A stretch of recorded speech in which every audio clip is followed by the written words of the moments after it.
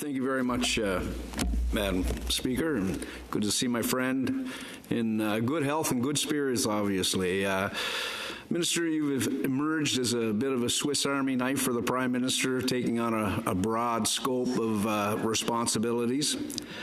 One of them being the President of the King's Privy Council, and as such, surely Bill C-4 has come across your desk. We've recently heard in committee from the Assistant Secretary of Cabinet, Kathy Hawara, how Part 4 confirms, and I'll quote, Parliament's long-standing intent respecting its exclusive regulation of federal political parties with dealings in personal information, end quote.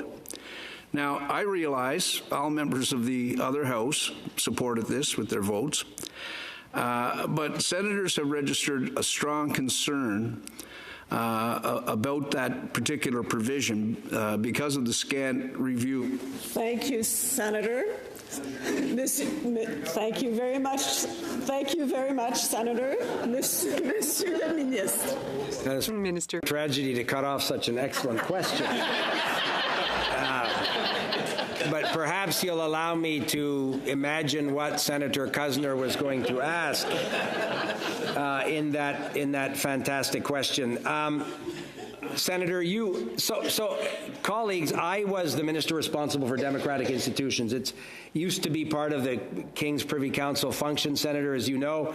That particular function now resides with our government House leader, but for many years I was the minister responsible for democratic institutions.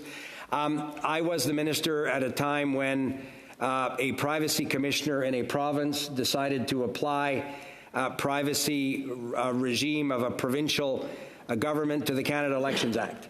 I do not believe it's in the national interest of the country to have a patchwork quilt of provincial privacy commissioners or interpretations on something as fundamental as protecting the private data of Canadian electors.